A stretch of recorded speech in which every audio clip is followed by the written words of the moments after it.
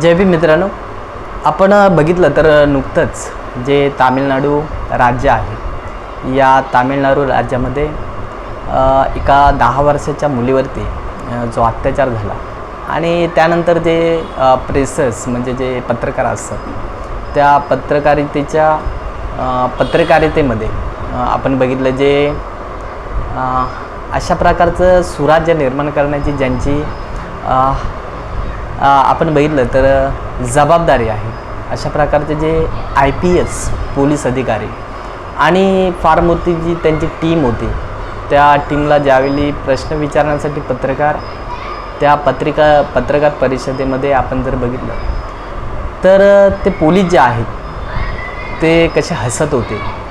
त्यामध्ये ज्या मुख्य होत्या त्या IAS राम्या भारती ज्या आहेत, त्या कशाप्रकारे त्या ठिकाणी हास्य आंदोलन करत होत्या.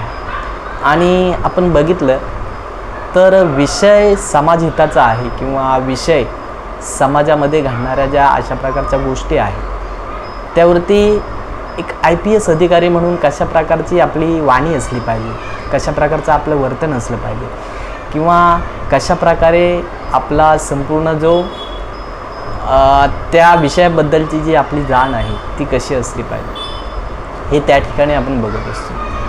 आणि ते जे पोलीस अधिकारी आहे आणि पूर्ण त्यांची ती संपूर्ण टोळी होती, त्यांचा हसण्याची जी पद्धत आहे ती जर का आपण बघितलं तर खऱ्या अर्थानं हे समाजाचे रक्षक आहेत की भक्षक आहेत की समाजाचा केवळ टाईमपास करत आहेत, हे आपणाला त्या ठिकाणी दिसून आलं. आणि तामिळनाडू राज्याचे नवनिर्वाचित जे मुख्यमंत्री आहेत जोसेफ विजय थलपती यांनी त्या पोलीस अधिकाऱ्यांचं जे आहे ते त्या ठिकाणी निलंबन केलेलं आहे. आणि अतिशय कौतुकास्पद किंवा अतिशय मुख्यमंत्री म्हणून कसा असावा याचं जे उदाहरण आहे ते विजय थलपती त्या ठिकाणी आपल्याला दाखवून देत आहे. आणि खरोखर अशा प्रकारच्या व्यक्ती समाजामध्ये असतात की ज्या आपण बघितलं तर ओळखीच्या माध्यमातून, पेपर फुटिंगच्या माध्यमातून जे अधिकारी बनतात आणि अशा प्रकारच्या जागेवरती येऊन बसतात, त्या लोकांकडून काय अपेक्षा ठेवणार? ते अशा प्रकारचं हास्य आंदोलनच समाजाला दाखवण्याचं काम करणार. आणि म्हणून ज्याने अभ्यास केलेला नाही, ज्याला समाजहिताची जाण नाही, जो गरिबीतून वरती आलेला नाही, अशा प्रकारच्या अधिकाऱ्यांना जे कॉमन लोक असतात, ज्या अशा प्रकारचं जीवनामध्ये अशा प्रकारचे ज्या गोष्टी आहेत त्यांच्या जीवनामध्ये घडतात आणि ज्या वेळेला त्या न्यायाच्या मंदिरामध्ये जातात त्यावेळी अशा प्रकारचे जे अधिकारी आहेत, जे बनावट आहेत, आळशी आहेत किंवा अशा प्रकारे खोटेपणा करून या खुर्चीवरती बसलेले आहेत, त्या अधिकाऱ्यांकडून समाजहिताची आपण काय म्हणून अपेक्षा करणार? आणि म्हणून विजयजी थलपती यांनी या राम्या भारती जे आहेत, जे IAS आहेत,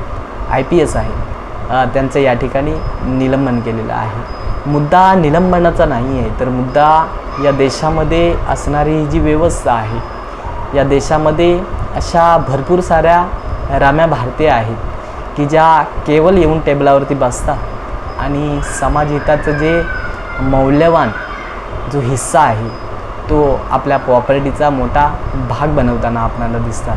ज्या वेळेला आपण अशा प्रकारच्या चौक्यांमध्ये जातो त्यावेळेस अजून तुम्हाला त्रास कसा होईल याचाच प्रयत्न अशा प्रकारच्या टोळ्या ज्या आहेत त्या करताना दिसतात. आणि म्हणून खऱ्या अर्थानं समाजामध्ये आपणाला न्याय देता येत नसेल, खऱ्या अर्थानं आपण त्या जागेवरती आपली जी योग्यता आहे ती तपासली नसेल, ती जर का पात्रता आपण आपल्या अंगी बांधली नसेल, तर किमान अशा प्रकारची योग्यता, अशा प्रकारची पात्रता खऱ्या अर्थानं ज्या तरुणांमध्ये आहे, खऱ्या अर्थानं ज्या व्यक्तीची जी जागा आहे त्या व्यक्तीला आपण त्या ठिकाणी दिली पाहिजे. आणि म्हणून या गोष्टीचा आपण निषेध केला पाहिजे.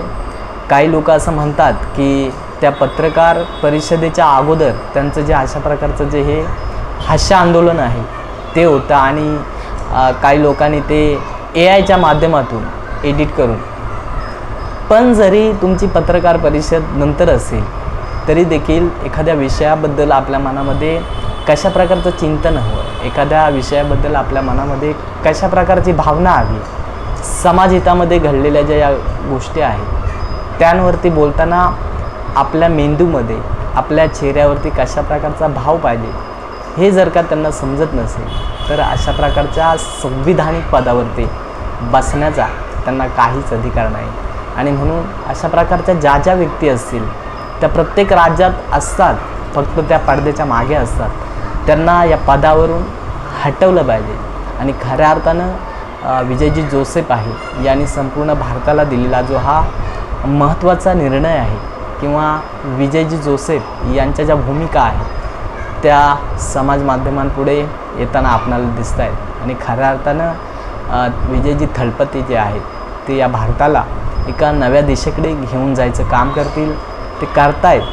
आणि त्यांना आपण खूप साऱ्या शुभेच्छा देऊ. आणि अशा प्रकारचे केवळ शिकली असं म्हणतात की मुलगी शिकली आणि प्रगती झाली, पण इथं मात्र उलटच झालं. मुलगी शिकली आणि आता घरी बसली. आणि म्हणून मित्रांनो, शिक्षण म्हणजे केवळ पुस्तकी ज्ञान नव्हे, तर शिक्षण म्हणजे आपल्या बुद्धीला सत्याकडे घेऊन जाणं. शिक्षण म्हणजे आपल्या शिक्षणाचा समाजहितासाठी चांगल्या प्रकारे वापर करणे. शिक्षण म्हणजे आपल्याकडे असणाऱ्या ज्या कला आहेत, जे सद्गुण आहेत, ते समाजहितासाठी त्याचा वापर करणे. आणि शिक्षण म्हणजे जो खऱ्या अर्थाने पिचलेला आहे, गंजलेला आहे, गरिबीत आहे किंवा त्याला तशा प्रकारे जातीच्या माध्यमातून, जातीच्या चष्म्यातून डांबून ठेवलेला आहे, अशा प्रकारची जी समाज व्यवस्था आहे ती उकडून फेकून देऊन खऱ्या अर्थानं संविधानाच्या पानापानामधून दिलेला जो न्याय आहे, जी तत्त्व आहे, ती जनमानसांपर्यंत पोचवण्यासाठी अशा प्रकारची जी वर्दी आहे ती आपण आपली योग्यता निर्माण करून, आपली पात्रता निर्माण करून, तशा प्रकारचा अभ्यास करून, तशा प्रकारचं ट्रेनिंग घेऊन आपण त्या जागेवरती जर का बसलो तर त्याची जी किंमत आहे ती आपणाला त्या ठिकाणी समजून येते. त्याची जी किंमत आहे ती समाजाला त्या ठिकाणी आपण देत असतो. पण तशा प्रकारची भाजावळ, तशा प्रकारची जर का उजळणच आपल्या आयुष्यात नसेल तर अशा प्रकारच्या अधिकारांना काय समाजित समजणार? अशा प्रकारच्या अधिकारांना जे समाज प्रबोधन आहे ते तरी काय समजणार? आणि अशा प्रकारच्या व्यक्तींकडून, अशा प्रकारच्या अधिकाऱ्यांकडून कोणत्याही प्रकारची संविधानिक न्यायाची भाषा जी आहे ती समाजाला मिळू शकत नाही. आणि याचं उत्तम उदाहरण या ठिकाणी विजयजी थलपती यांनी दावून दिलेलं आहे. त्यांनी अशा लोकांना, अशा शिकलेल्या भोट्या लोकांना घरी बसवण्याचा जो मंत्र पाळला आहे त्याचं आपण या ठिकाणी स्वागत करूया.